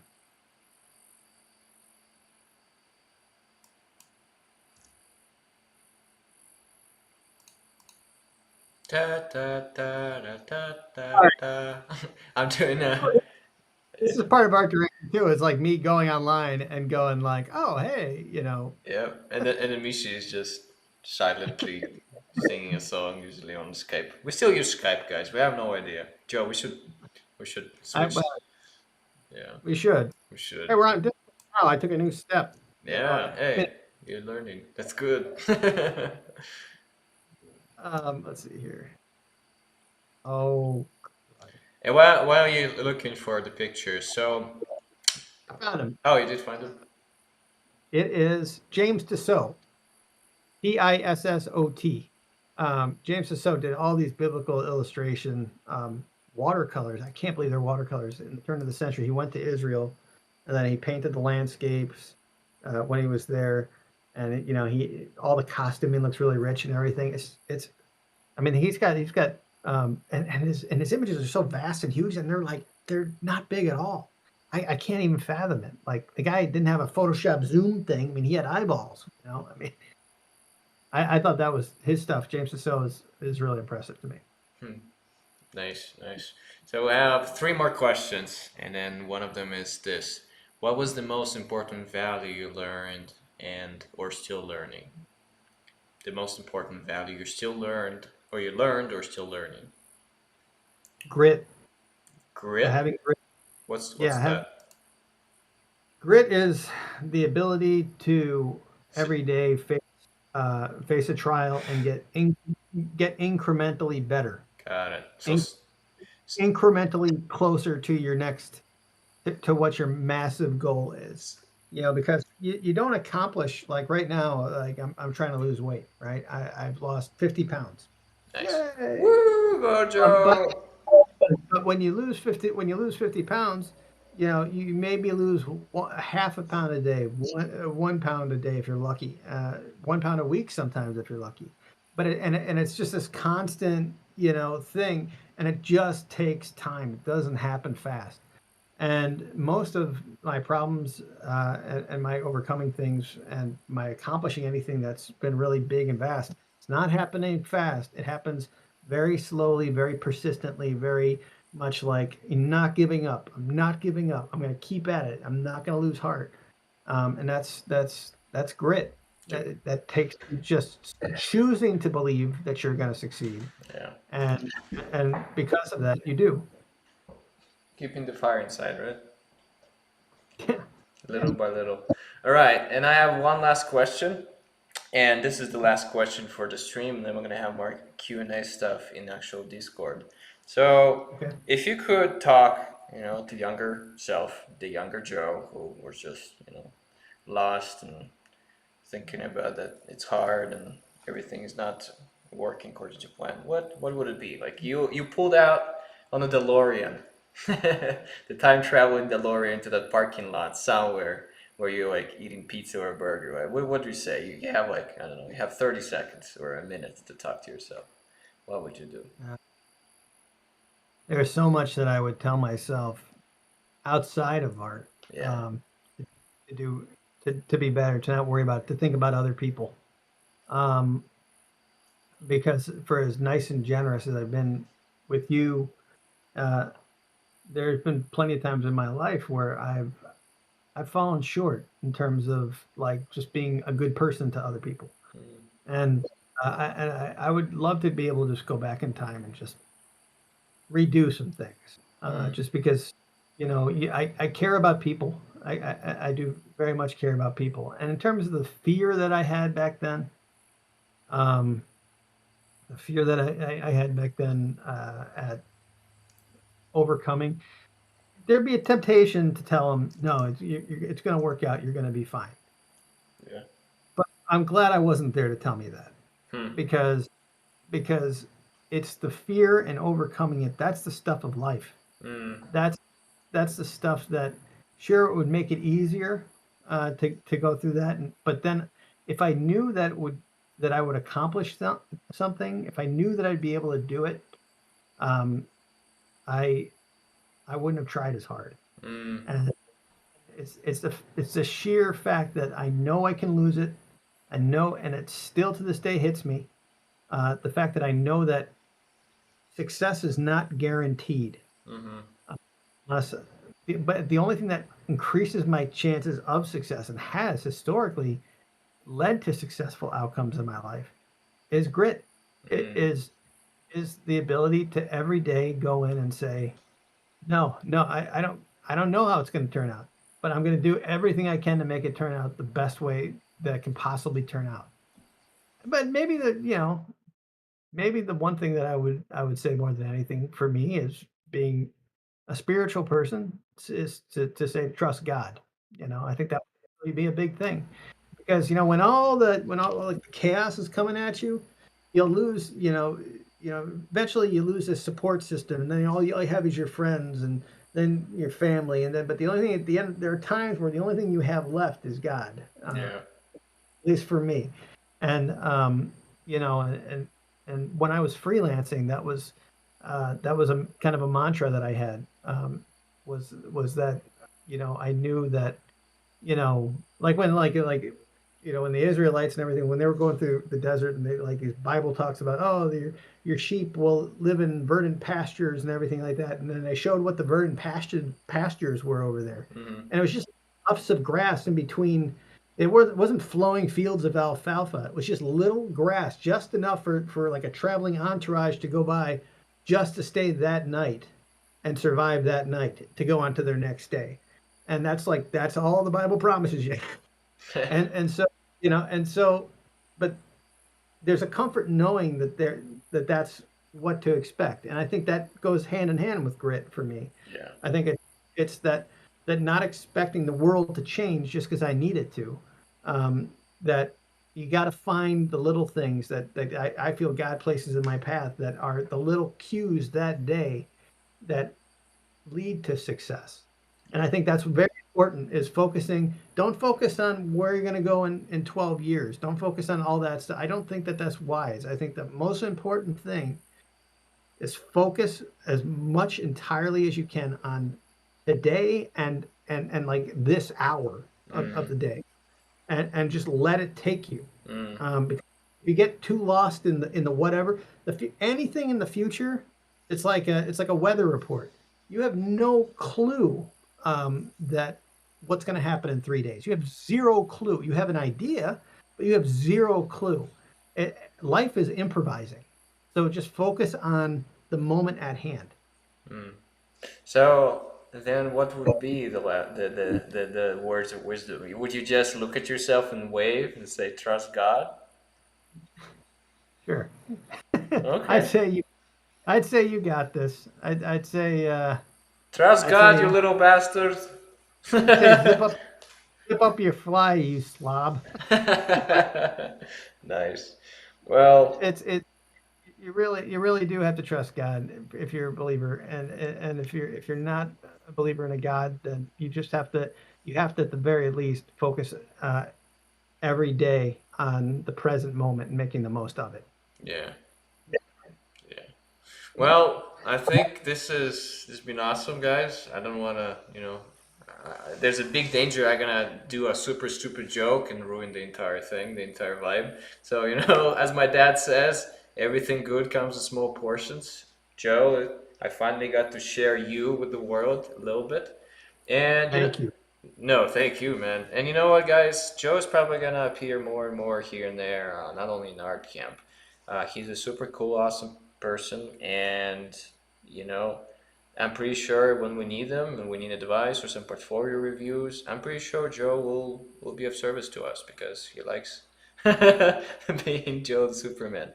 Yeah, so yeah, give your applause and skulls and Valhalla calls in the chat for Joe.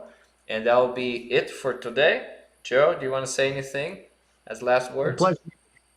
It's a pleasure meeting everybody. I hope everybody has what feels like they can reach out. And oh, I'll throw this out there in Discord. If you want in Discord, I am working on a production right now. Can't go into what it's about.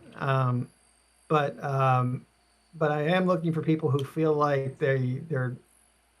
I'm looking for character people that have like kind of a League of Legends type of drawing sensibility to them, and background people that can draw kind of realistic looking backgrounds, um, that like architecture, and like like world creation, and I am looking for a good range of people, but I would like to see people who can at least draw like they've been doing it a while.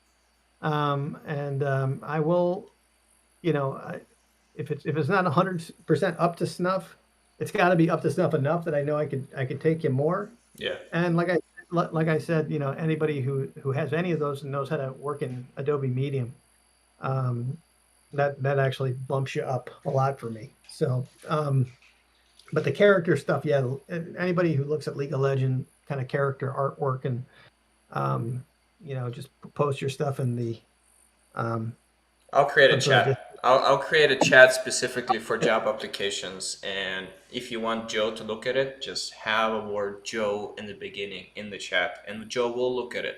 He will not have the time to reply to all of them, but you have a pretty good chance at maybe getting some advice or getting a chance at getting a job in the industry. Thanks, Joe. That's pretty generous. Thanks, man. Yeah, Um, man. Yeah, just post like three images that you think are your best example of, and if I can't promise, as Misha said, I can't promise I'll get to every one of them, obviously, but depending on how many show up anyway. but if you want to But have a then better percentage of getting something out of all of this, you'll have it because it's going to be in the chat and Joe's going to look at it. I'll look at it. Cool. All right. Well, this is it for today. Join us for the Q&A session Discord chat. People who missed this talk and are gonna miss the Q&A with Joe. Too bad for you guys. Boo hoo. Don't miss the main event. But anyways, stay hydrated, guys. Call, and we'll meet you in the Discord. Bye bye. Hi, guys.